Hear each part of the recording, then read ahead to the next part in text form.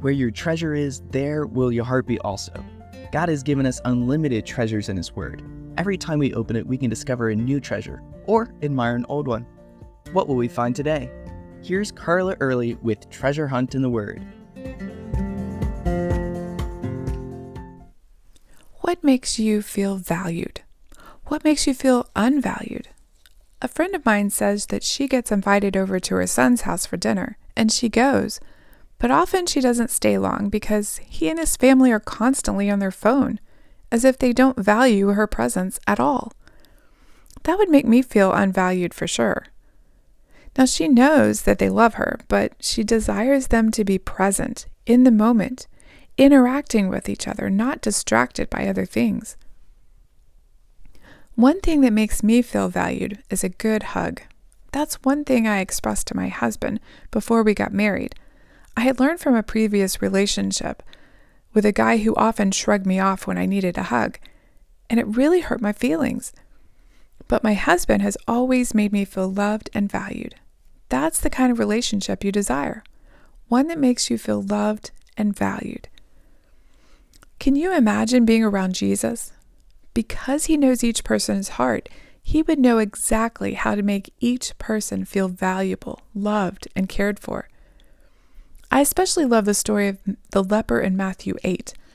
Nowadays, to be politically correct, we would say a man who had leprosy, so as not to make his disease part of his identity.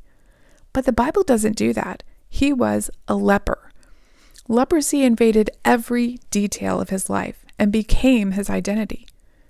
Though lepers could have any number of skin diseases, some were deadly and highly contagious.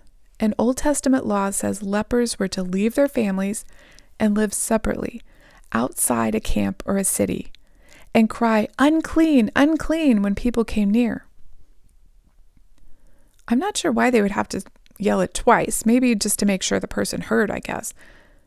But some of us felt that way back in 2020 when we got COVID, or sometimes even when we just coughed in public. But lepers were shunned, considered less than worthless, and never touched by anyone because that person would be considered unclean. So Jesus was coming down from just giving the Sermon on the Mount. Crowds followed Him. The first person He met was a very bold leper. He literally knelt down and worshiped Jesus.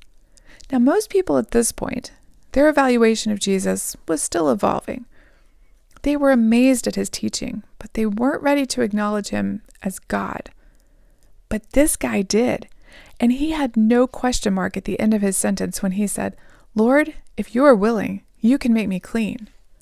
He was sure. But then Jesus does something unexpected. He's good at the unexpected, isn't He? Jesus reached out His hand, and Mark's version of the story adds, with compassion, and touched the leper. I can just hear the gasps from people nearby as they took a step backwards. They didn't want to be anywhere near that leper, let alone touch him. Jesus could have healed with a word, but He knew this touch meant more to that man than even a healing word. After all, when was the last time anyone had ever actually touched Him voluntarily? I imagine Jesus, ignoring the response of the crowd, looked directly into this man's eyes, being completely present with him. As He said, "I am willing, be cleansed." And immediately the leprosy was cleansed. People need touch. God made us to need physical touch, but people also need to feel seen, loved, and heard. If we are the body of Christ, we are meant to be Jesus' hands and feet to the world. That may mean hugging someone who smells bad, or taking time to listen to someone when you have 1,000 things to do, or getting down on a child's level to explain something, even if your knees hurt.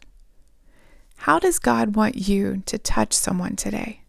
How can you make them feel valued by you and by the Lord? You can contact us at treasurehuntintheword@gmail.com. We'd love to hear the treasures God has given you through His Word. You can listen to other episodes on our website, which you can find in the description below. Thank you for listening, and remember, where your treasure is, there will your heart be also.